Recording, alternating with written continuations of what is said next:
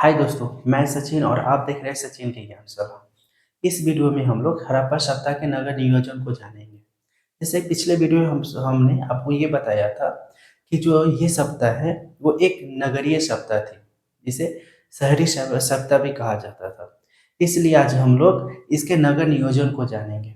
इस नगर कैसे बना हुआ था, ये किस पद्धति पे आधारित था, सड़कें एक दूसरे को किस एंगल पे काटती थी, हम लोग आज उसको जानेंगे। ठीक है ना? इसके अलावा उस नगर की क्या क्या विशेषताएं थी उसको भी जानेंगे। ठीक है, तो बिना किसी देरी के करते हैं अपने वीडियो की शुरुआत।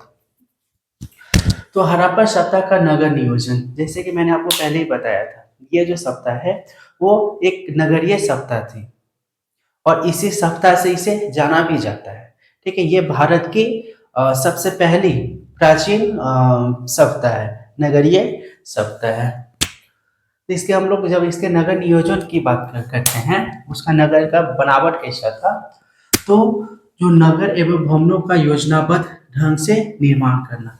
मतलब जब ये नगर बनाया गया था तो प्रॉपर एक योजना के तहत बनाया गया था। ऐसा नहीं कोई योजना ना हो और सीधे घर बना दिया, रास्ता बना दिया, सड़कें बना दी, ऐसा नहीं था। जब कोई घर बनता, ये जब एक नगर बना तो नगर को प्रॉपर एक प्लानिंग के साथ बनाया गया कि सड़कें एक दूसरे को 90 डिग्री पे ही काटना चाहिए, चाहे वो जहां भी का भी सड़क हो, एक दूसरे का हमेशा एक दूसरे को 90 डिग्री पे ही काटती थी, मतलब समकोण पे काटती थी। तो ये जो नगर बना हुआ था ये प्रॉपर एक प्लानिंग के साथ बना हुआ था। इस सप्ताह के समकालीन सप्ताह में इस प्रकार का सुनियोजित नगर व्यवस्था का नहीं होना, मतलब ये कि इसके समकालीन, जैसे कि मैंने आपको आप सबको पिछले के वीडियो में बताया था, इसके समकालीन तीन और सप्ताहें थी। सुमेरियन की सप्ताह, नील नदी की सप्ताह और चीन की सप्ताह। ये जो सप्ताहें थे ये इसके समकालीन की सप्ताहें थे। तो ये तीनों सप्ताहों में इस प्रकार का कोई योजना नहीं था, मतलब नगर का विभाजन दो भागों में किया गया था। एक एक नगर जो था वो पूर्वी था, जिसे हम लोग निचली भाग कहा करते थे, एवं दूसरा था पश्चिमी, जिसे कि ऊपरी भाग भी कहा जाता था। इसका जो नगर था वो दो भागों में विभक्त था, एक पूर्वी एक पश्चिमी भाग। तो ये कितने भागों में विभक्त था? दो भागों में, एक पूर्वी भाग एक पश्चिमी भाग। तो जो पूर्वी भाग है उसको अलग अलग नाम से जाना जाता है, जैसे इसे नगर और निचली भाग दोनों नाम से जाना जाता है। किसे? तो पूर्वी भाग को। पूर्वी भाग जो था उसमें गरीब लोग रहा करते थे, बोले तो सामान्य लोग। ठीक है। पश्चिमी भाग में, जिसे अन्य नाम से जाना जाता है, टीला, दूर, ऊंचाई वाला भाग, तो यहाँ जो लोग रहते थे उस वहां वो अमीर लोग वहां रहा करते थे। ठीक है। पश्चिमी भाग सुरक्षा के दृष्टिकोण से चार दीवारी भी की जाती थी, क्योंकि ये पश्चिमी भाग में सभी अमीर लोग रहा करते थे, तो चोरी डर के डर से, अनदर किसी डर से उसका जो पश्चिमी भाग था उसको चार दीवारी से घिरा हुआ। लेकिन इसके अफवाद भी है। धौलावीरा तीन भागों में विभक्त थी, मतलब ये कि जो हड़प्पा सभ्यता के जितने भी अभी तक स्थल मिले हैं वो सभी के सभी दो भागों में विभक्त है, एक पूर्वी भाग दूसरा पश्चिमी भाग। लेकिन धौलावीरा मात्र एक ऐसा जगह है जो तीन भागों में विभक्त था। ठीक है। तो आपसे अगर एग्जाम में ये क्वेश्चन पूछे कि हड़प्पा सभ्यता का ऐसा कौन सा जगह है जो तीन भागों में विभक्त था, तो वो था धौलावीरा। ठीक है। नगर ग्रिड पद्धति पे आधारित थी। ग्रिड में पद्धति में क्या होता है कि जैसे ये हुआ, ये और ठीक ये, मतलब ये देखिए, अगर यहाँ पे एक लाइन खींचे और ये खींचते हैं, यहाँ कितना एंगल का कोण बना? तो 90 डिग्री का।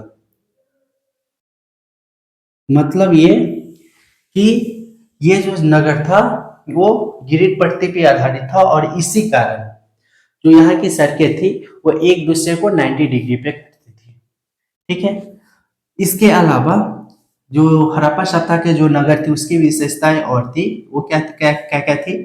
तो अन्न रखने के लिए अन्न भंडारों का निर्माण, मतलब जो अन्न था, जो गेहूं था, बाजरा था, ये सब को रखने के लिए उस समय भी अन्न भंडारों का निर्माण किया गया था। जैसे अभी हम लोग चावल को, धान को और गेहूं को रखने के लिए एक घर बनाते हैं ना, अभी कोठी जिसको बोलते हैं, हम लोग को रखने के लिए कोठी का प्रयोग करते हैं। अभी तो ऐसा हो गया कि अब उसको रखने के, अनाज को रखने के लिए घर घर में भी एक अलग सेपरेट बना दिया जाता है। ठीक उसी प्रकार उस समय भी अन्न को रखने के लिए भंडारों का निर्माण किया जाता था। ठीक है। और जल निकासी प्रणाली बहुत प्रभावी थी। इसका एक और सबसे बड़ी विशेषता इस नगर की ये थी कि जो जल निकासी मतलब जल का जो निकलने का जो प्रबंध था वो बहुत ही कारगर था, बहुत ही अच्छा था। जितने भी घरे थे, चलिए इसको हम लोग एक स्टेप और नीचे आते फिर समझते हैं। सभी घरों में